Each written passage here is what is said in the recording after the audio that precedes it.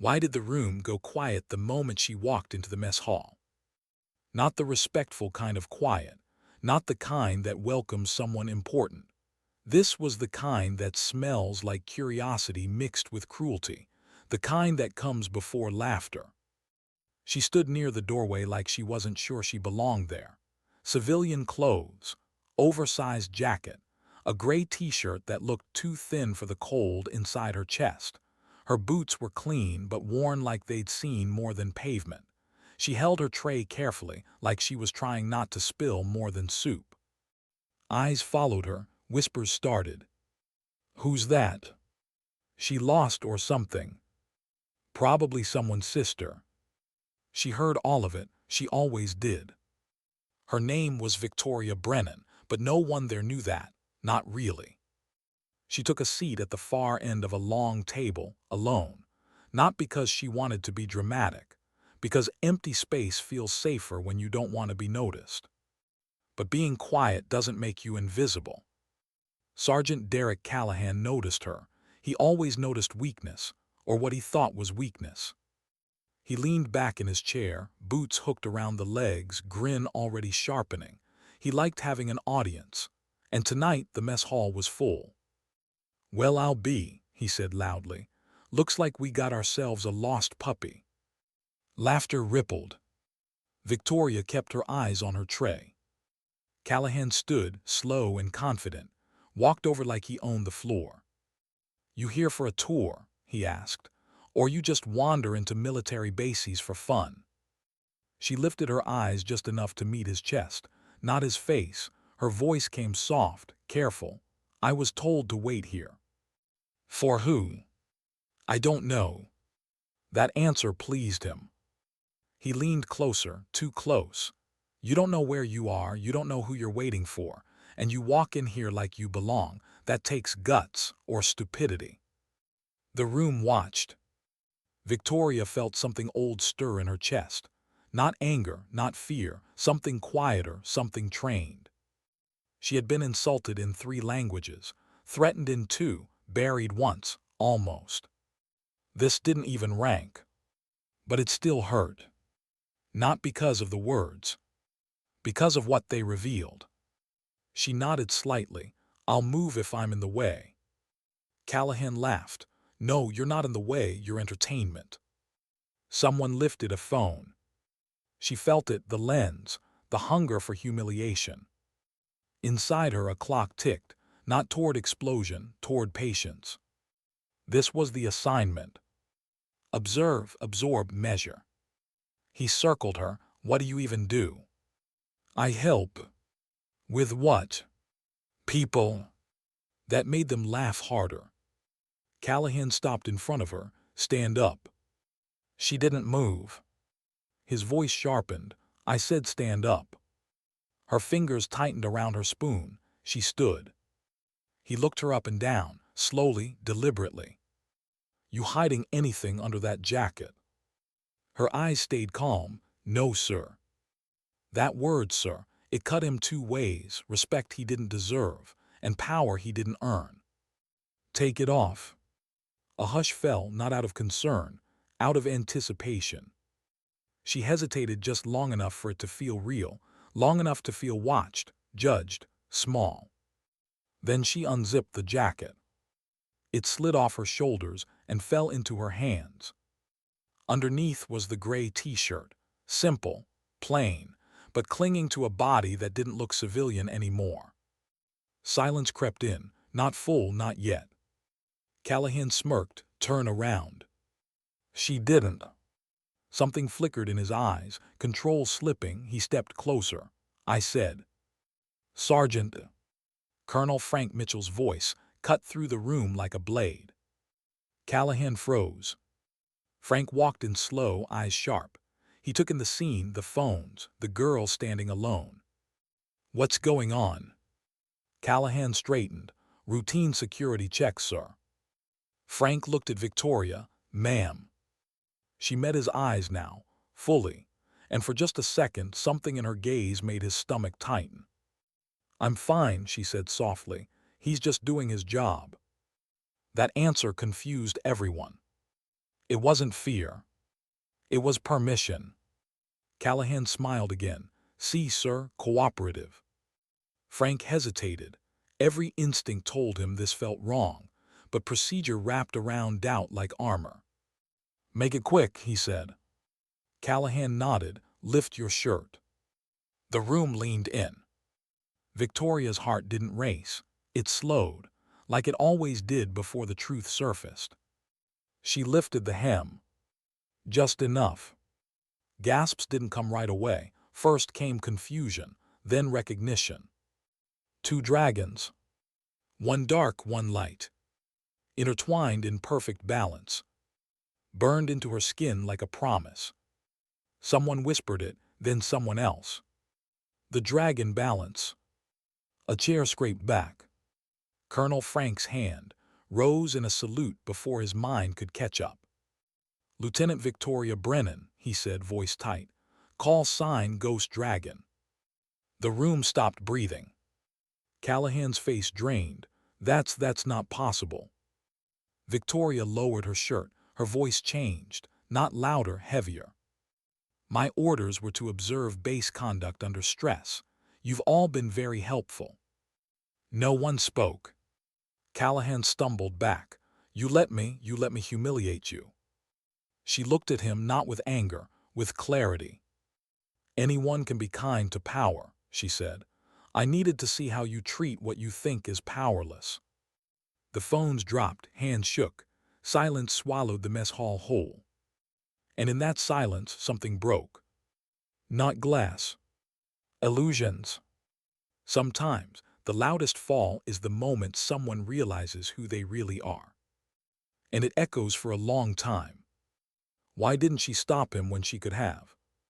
That question haunted Colonel Frank long after the room emptied. Victoria stood with him now, alone in his office, jacket back on, tattoo hidden again, like it had never existed. You could have ended it the moment he spoke, Frank said quietly.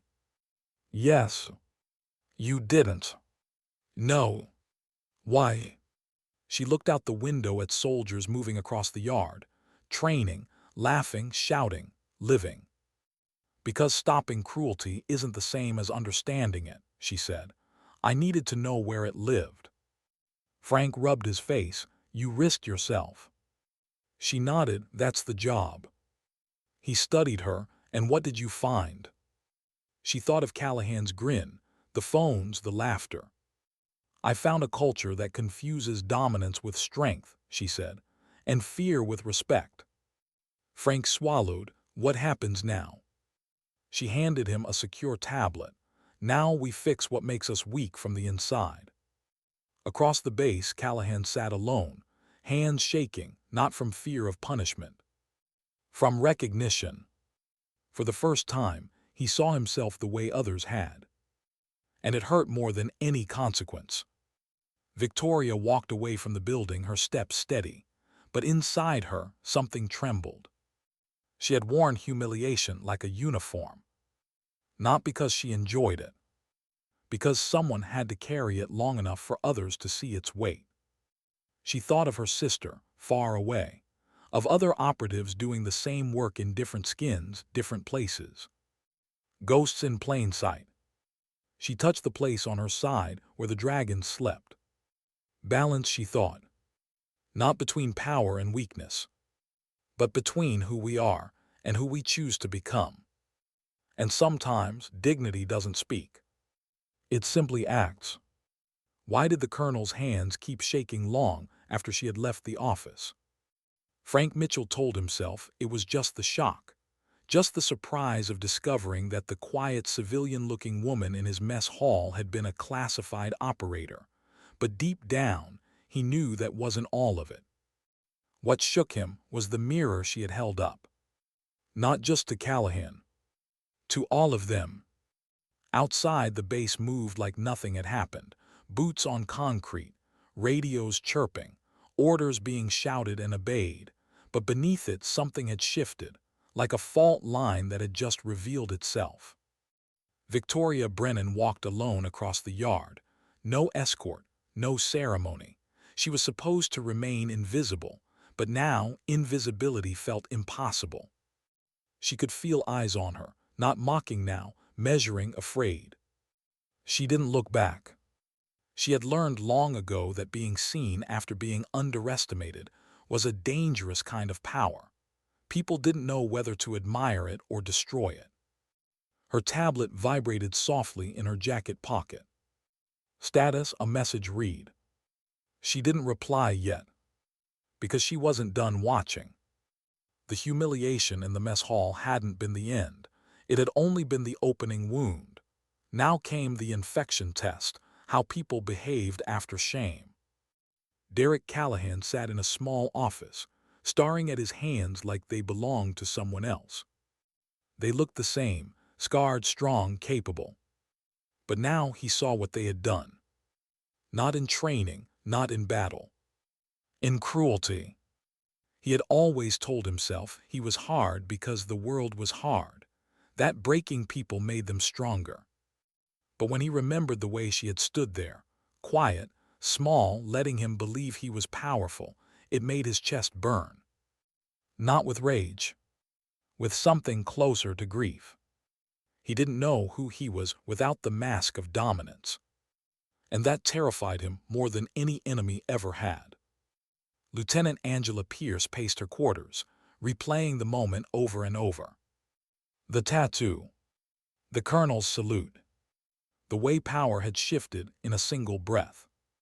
She had joined in, smiled, filmed.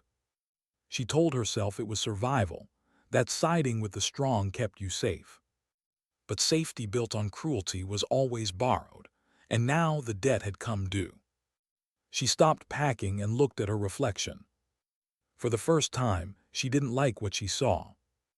Victoria stood near the training range, watching recruits struggle with a drill that should have been simple. They weren't failing because they were weak. They were failing because they were afraid to ask. Every mistake earned a laugh. Every question earned an eye roll. Fear had become a language here. She stepped closer, not as an authority, as a presence. A young private fumbled with his weapon, hands shaking. Someone muttered, "Idiot." Victoria spoke softly, "Try again, slower." The private froze, "Ma'am." "Breathe, then move." He did. It worked. The range went quiet. Not out of awe, out of confusion. She hadn't raised her voice, hadn't flexed rank. She had simply paid attention. Her tablet buzzed again. Proceed came the message, Phase 2. She typed back one word. Watching. Because before you change a system, you have to understand how it protects itself. Colonel Frank called an emergency leadership meeting. The room filled with officers who had all heard some version of the mess hall story. Each version was different, but the fear in their eyes was the same. She embarrassed us, one captain said. She tested us, another argued. Frank held up a hand. She revealed us. Silence. We don't need to defend our pride, Frank continued. We need to examine our habits. Callahan's name hung in the air like smoke. Frank didn't say it. He didn't have to. Effective immediately, Frank said. All training will be observed under revised evaluation standards. Respect is not optional. Some nodded, some stiffened. Resistance never announces itself loudly. It starts as discomfort. Victoria watched the meeting through secure feeds. She noted body language, micro-expressions, silence. She wasn't looking for villains. She was looking for fractures. Later, Callahan was ordered to report for psychological evaluation. He stood outside the office, heart pounding. Not because he feared discipline, but because he feared what he might find if someone finally looked inside him. The door opened. Inside, the room was simple. No flags, no ranks. Just 2 chairs. Sit, the therapist said gently. Derek sat. Tell me what you felt when you saw her tattoo. Derek swallowed, small. That word surprised him. I always made others feel small so I wouldn't have to, he added quietly. The therapist nodded, and now I don't know who I am without that. That confession hurt more than any punch ever had. Angela volunteered for a different assignment that week, training coordination, less visible, less powerful. Some thought she was hiding. She knew she was learning. She watched how soldiers changed when they weren't afraid, how they laughed differently, how they stood straighter when not being crushed. She realized she had never actually respected power. She had feared it, and fear had shaped her into someone she didn't recognize. Victoria met Frank again that evening. "You're shaking the structure," he said. "I'm revealing where it's already cracked," she replied. "What if it breaks?" Then it needed to. He studied her. "You carry this like it doesn't hurt." She looked away for the first time, just slightly. "It hurts," she said, "but pain isn't always an enemy. Sometimes it's a map." That night Victoria stood alone in her quarters, staring at her reflection. She lifted her shirt and looked at the dragons. They reminded her of the first time she'd earned them, of blood, of loss, of a promise she had made to herself after surviving something she never spoke about. She whispered balance, not between strength and softness, but between silence and truth. Her tablet lit up. Update: external surveillance detected. Possible hostile interest in base. Her jaw tightened. The mess hall humiliation hadn't just tested the base. It had sent a signal. Someone out there had been watching her long before tonight. And now they knew she was awake. She typed back. "Understood, continue monitoring, do not reveal." Then she lay back on her bed, staring at the ceiling. She thought of Callahan, stripped of certainty. Of Angela, stripped of comfort. Of Frank, stripped of illusions. And of herself, still carrying the weight of being unseen long enough to change what others refused to see. The base was quiet. Too quiet. Because the most dangerous moments aren't loud. They are the moments when everyone believes the storm has already passed and stops looking at the sky. What did she hear that no one else noticed in the middle of the night? It wasn't a sound, it was the absence of one. Victoria woke before the alarm, before the hum of generators, before the footsteps of guards changing shifts. The base usually breathed like a sleeping animal, steady, predictable, but tonight something in that rhythm had skipped. She lay still, eyes open, counting seconds. 20. 30. No radio chatter from the outer perimeter channel. She slipped out of bed, bare feet silent on cold floor, and checked her tablet. Signal delay, microinterference, not enough to trigger alarms, just enough to hide something moving slowly. Someone had learned how this base listened. She dressed in seconds, gray shirt, jacket, boots. The dragon stayed hidden. In the hallway, she passed two soldiers laughing about nothing. They didn't notice the missing hum either. Most people don't hear danger, they hear comfort. She walked past them, nodding once, like she belonged nowhere and everywhere. Outside, the wind carried the smell of metal and dust. Training fields slept under pale lights. Towers stood still. Too still. She tapped into a secondary feed. Old, nearly forgotten, installed for situations no one liked to imagine. A shape moved near the fence. Not fast. Careful. Testing. Her tablet buzzed. Unknown asset confirmed. No insignia, no thermal signature, possible shadow-grade tech. She exhaled slowly. So they had come. Not for the base. For her. She moved toward the perimeter not like a hunter, but like someone taking a late walk. If you run, you tell them you're afraid. If you hide, you tell them you're important. She wanted to tell them nothing. At the fence line, a figure knelt, fingers working like shadows. She spoke quietly, "You're early." The figure froze, then stood. Tall, featureless mask, voice filtered into something almost human. "You shouldn't be here." She smiled faintly. "You shouldn't either." A pause. "Come with us," the figure said, quietly. She tilted her head. "Or what?" "Or people start dying." She believed him. But she also knew this. Predators prefer easy prey. She took a slow step closer. "You've been watching me," she said, "long enough to think I'm alone." Another step. "But you never watched the people around me." The figure's head tilted. A sound broke the night. Not loud. Precise. A flashlight snapped on from a tower that wasn't supposed to be active. Then another. Then boots. Not charging. Positioning. The figure turned, calculating. "You planned this," it said. "No," Victoria replied. "I endured this." The figure lunged. She didn't move like a hero. She moved like someone who had practiced not dying. A twist, a fall, a sharp intake of air. They hit the ground together, the figure strong, trained, but surprised. Surprise is heavier than armor. She didn't strike to destroy. She struck to escape. A flash of metal. Pain burned along her arm. She didn't scream.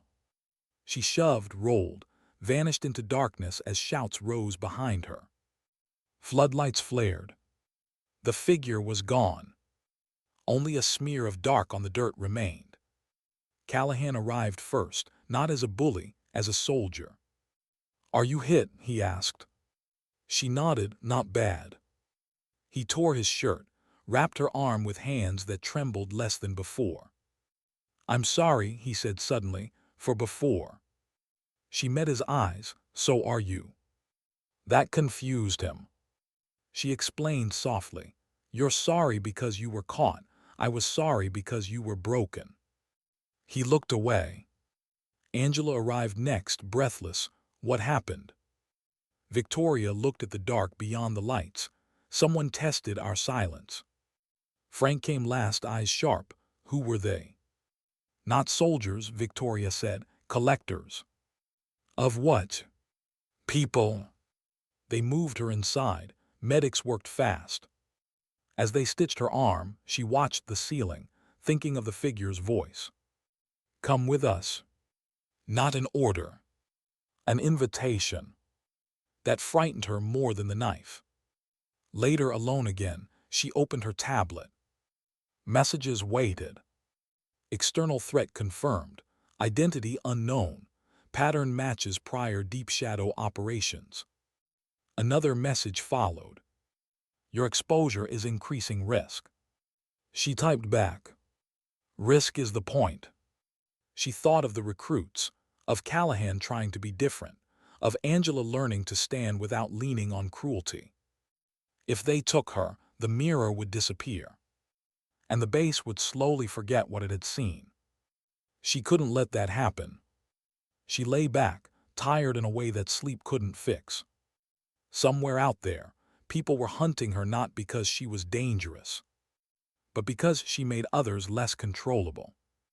And nothing scares power more than people who stop being afraid. She closed her eyes. The night listened again.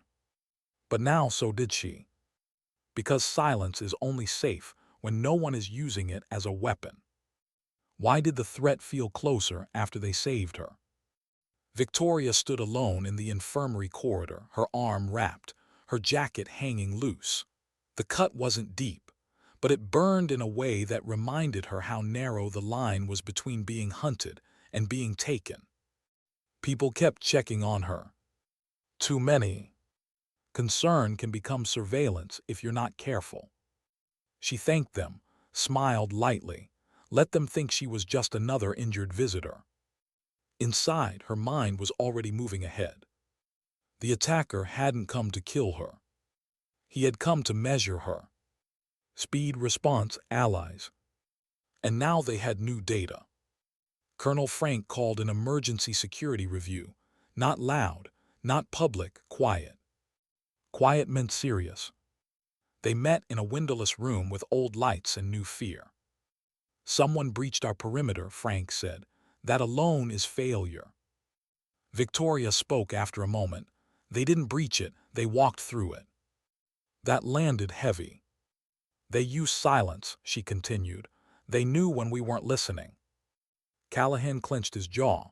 Then we change how we listen. That would have sounded like bravado a week ago. Now it sounded like resolve. Frank nodded. Effective immediately, we rotate patterns. No more predictable quiet. Angela raised her hand. What about morale? Victoria looked at her. Safety and dignity are morale. Angela held that, then nodded. After the meeting, Callahan followed Victoria into the hallway. Why didn't you let them take you? He asked. She stopped. Why do you think I should have? So we could track them. She looked at him. You don't bait a trap with something you can't afford to lose. His face softened. You. No, she said, what this place is becoming. That stayed with him. Later, Victoria walked the base at dusk, not inspecting, feeling. She watched a private help another without mocking him, watched Angela correct someone without cutting them down, watched Callahan step in not with fists, but with words. Change doesn't announce itself. It whispers. Her tablet buzzed. Movement detected, external watchers adjusting position. They were still there. Watching the watchers. She stopped near the fence, the same place as before. Not to challenge. To listen. She thought of the man in the mask. Come with us. He hadn't said, we will take you. He had said, come. That meant choice. Which meant leverage. They wanted her not as a prisoner, but as a resource. And resources are always worth fighting over. Her arm throbbed, not badly, just enough to remind her she was human. She went back inside and found Frank alone in his office. They'll try again, she said. When? When it costs them less. He studied her. You planning to stay? She nodded, until the mirror holds on its own. He smiled faintly. You always talk like you're temporary. She looked at the floor. I always am. That night she dreamed of the dragons. Not fighting. Balancing on a thin wire between two cliffs. Below them, faces she had seen. Callahan, Angela, recruits herself. All waiting to see if the balance would hold. She woke before dawn. Her tablet lit up immediately. Contact attempted, non-hostile signal, request for dialogue. Her breath slowed. They weren't hiding anymore. They wanted to talk. She typed one line. Where? The answer came fast. At the edge of your silence. She closed her eyes.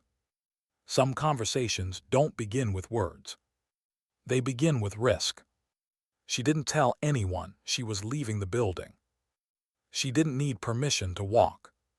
She moved through the sleeping base like a thought no one had finished yet. At the far end of the perimeter, the lights dimmed naturally into shadow. A figure waited. No mask this time. Just a man with tired eyes and a voice that didn't pretend to be anything else. You heal fast, he said. She stopped 10 steps away. You miss your targets. He smiled slightly. We missed on purpose. Then you're not as good as you think. Or we're better than you fear. They stood in silence long enough for the night to listen. We want you, he said. I know. Because you change systems from the inside. Or you fear what happens when people stop needing you. He didn't deny it. We offer protection, resources, reach. And what do you take? He looked at her carefully. Your direction. She felt the weight of that word. Direction. Not orders. Influence. She shook her head. I don't belong to anyone. You belong to outcomes. She stepped closer. Then watch mine. He sighed, you'll make enemies. I already have. Some you can't outlast. She thought of the base, of small changes, of people standing a little taller. Then I'll make them chase a version of me that never stops moving. The man studied her like a puzzle he couldn't steal. Last chance, he said. She turned away. No last warning. She walked back into light. Behind her, he didn't follow. Some threats fade when they realize you're not afraid to be alone. But some only grow patient. And patience is the most dangerous weapon of all. Why did the bass feel heavier the morning after she refused them? Not louder, not more dangerous, just heavier, like everyone was carrying something they didn't know how to name. Victoria noticed it in the way people walked, shoulders slightly raised, eyes checking corners they used to ignore, voices a little lower. Fear doesn't always scream. Sometimes it whispers until you lean closer. She joined the morning movement briefing without announcing herself, stood in the back, watched. Frank spoke calmly about new patrol rotations. Callahan added details about response timing. Angela talked about communication gaps. No one joked, but no one mocked either. It was a different kind of seriousness. Victoria felt something unfamiliar in her chest. Hope mixed with worry. Because change makes enemies before it makes allies. After the briefing, Callahan approached her. You should have told us they wanted you, he said. She looked at him. Would it have changed how you guarded this place? He thought, then shook his head. Then knowing would only have made you afraid, she said. And fear makes you guard yourself, not each other. That stayed with him. Later that day, a convoy arrived. Unscheduled. No markings. It rolled through the gates with permission that had come from somewhere higher than Frank. That kind of permission is dangerous. Victoria felt it the moment she saw the tires. Too clean. Too quiet. She watched from a distance as men stepped out. Not soldiers, not civilians, something in between. Frank met them with a stiff jaw. They spoke quietly. Then Frank's face changed. He looked at Victoria. Not with command. With concern. One of the men approached her, tall, clean suit, no insignia. Victoria Brennan, he said, you've made quite a name without trying. She didn't answer. We're not your enemies, he continued, but we are your consequence. That line felt practiced. What do you want, she asked. To move you, he said, now. Frank stepped forward, on whose authority? The man handed him a sealed order. Frank read it once. Then again. His hands didn't shake. But his voice did. She stays. That's not your decision, the man replied. Victoria touched Frank's arm gently. It's okay. He turned to her. No, it is. She met his eyes. It is if I choose it. That word again. Choose. She faced the man. Where? Temporary holding, for your safety. She smiled faintly. You don't hold what you don't own. The man leaned closer. You're becoming a problem. She leaned back just enough to keep space between them. Problems are what happen when systems forget people. He sighed. You don't understand how big this is. I understand how small it makes others feel, she replied. Silence thickened. Callahan had moved closer, Angela too. Not threatening. Present. The man noticed. He looked at the soldiers around her. You think they'll protect you from us? Victoria answered softly. No, but they'll protect each other, and that's worse for you.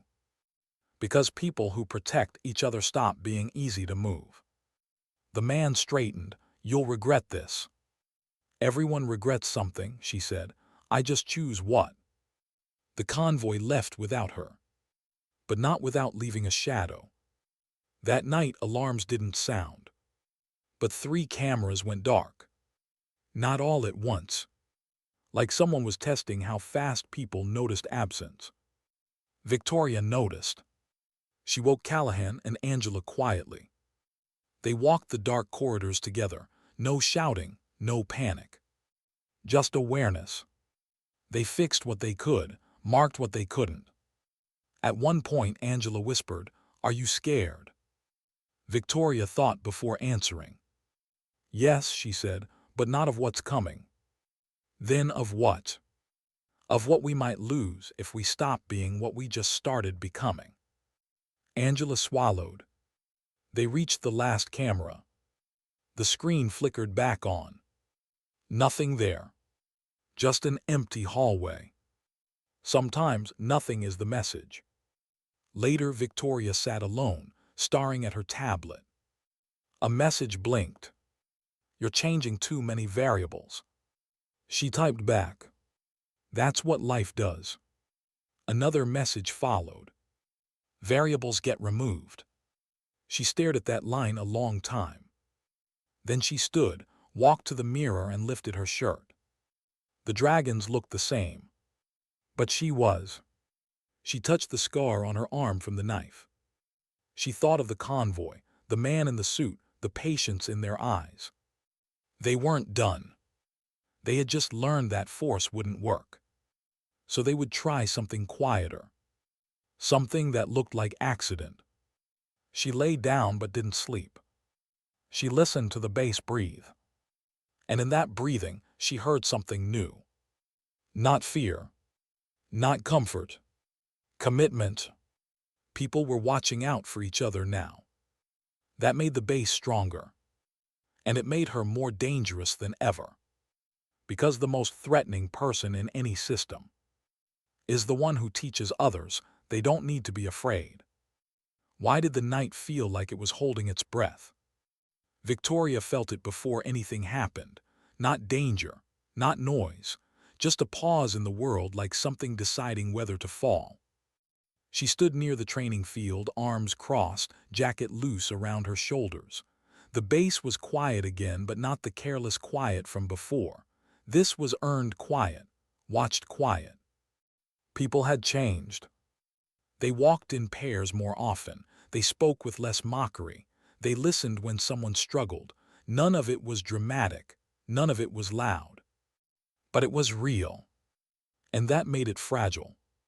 Her tablet vibrated once. No message. Just a signal loss. She closed her eyes. Here it comes. The first explosion wasn't loud. It was wrong, too soft, like something breaking on purpose. Lights flickered. Then died. Not everywhere. Just enough. Shouts rose, not panic but searching. Power grid section 3 is down. Comms lagging. South fence sensors blind. They were testing again. But this time they weren't watching. They were moving. Victoria ran, not toward the noise but toward the silence. She reached the medical wing first.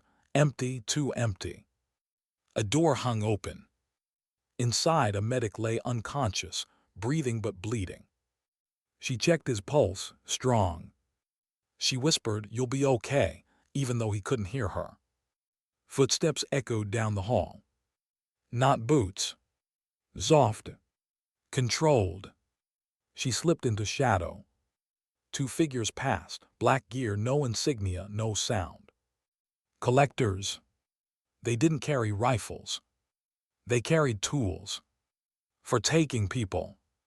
One turned his head slightly, as if he felt her. She didn't move. Fear only helps if it stays quiet. They moved on. Her tablet blinked back to life. Multiple breach points, internal support suspected. So the convoy hadn't left empty-handed. They had left seeds. She moved fast now. Not as a ghost. As a warning. She reached the command center where Frank, Callahan, and Angela were already coordinating. "They're not attacking," Victoria said. "They're extracting." "Who?" Frank asked. "Anyone who makes others harder to control." Angela's face went pale, Recruits. Victoria nodded. Leaders, helpers, listeners. Callahan clenched his fists. They're stealing what we built. No, Victoria said. They're afraid of it. That was worse. Because fear makes people destroy what they don't understand. Gunfire cracked, not wild, precise. Victoria turned. They're at the south dorm. Callahan didn't hesitate. I'm with you. Angela stepped forward. Me too. Victoria looked at them. Not as soldiers. As people. Stay close, she said, and don't try to be brave, try to be alive. They ran. The south dorm was chaos. Lights out, smoke in the halls, shouts. Two collectors dragged a young private between them. His face was terrified but silent. Victoria stepped into the hall. Let him go. They turned. One raised a weapon. She didn't rush him. She spoke. You don't want to kill me, she said. You want to own me. The collector hesitated. That was enough. Callahan tackled one. Angela pulled the private free. The second collector fired. The shot grazed Victoria's side. Pain flared. She stayed standing. Because falling tells people you're finished. She moved forward, fast and close, too close for clean shots. They struggled, hard, messy. He was strong. She was stubborn. She felt ribs protest, felt breath leave. But she held. Because holding is sometimes the only victory. Callahan helped her drop him. The hallway went still. The private stared at Victoria like she was something unreal. She smiled weakly. Go find others. He ran. Sirens finally wailed. Too late to prevent everything, but early enough to save something. They counted the missing by dawn. 3 taken. Not numbers. Names. Faces. Frank stood in the yard as soldiers gathered, tired and angry and afraid. Victoria stood beside him, blood on her jacket, eyes heavy. This isn't over, Frank said. No, she replied, but neither are we. Later in the infirmary, Angela cleaned Victoria's wound. You could have left, Angela said quietly. They tried to take you twice. Victoria looked at the ceiling. I wasn't done. Done with what? She thought. With showing people what they already were. Angela swallowed. They took 3. Victoria nodded, and they failed to take hundreds more. Angela looked confused. Victoria explained softly. They came for bodies, but what scares them is what can't be carried away. What's that? Change. Outside, Callahan sat alone, hands dirty, jaw tight. Victoria joined him. I froze, he said, for a second. So did I, she replied. He looked at her. You still moved. So did you, she said. He shook his head. I used to think strength meant never hesitating. She smiled faintly. Strength is hesitating and choosing anyway. That night the base didn't sleep. Not from fear.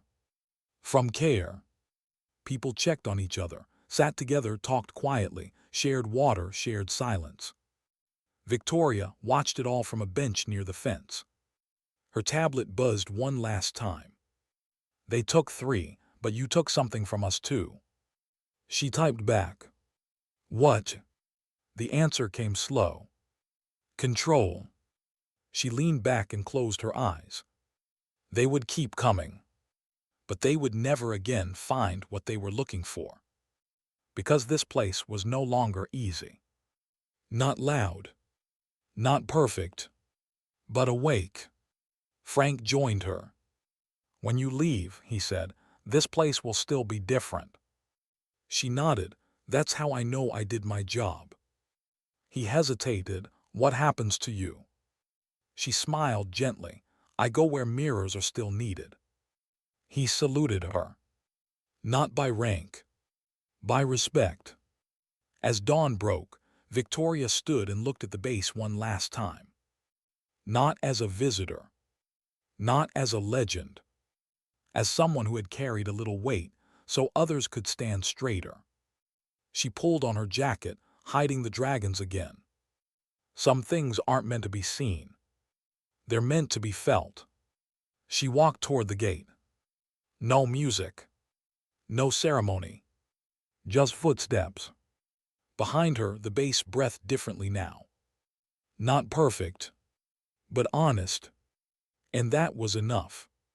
Because sometimes dignity doesn't shout. It doesn't fight for attention. It simply walks forward and leaves the world a little braver than it found it.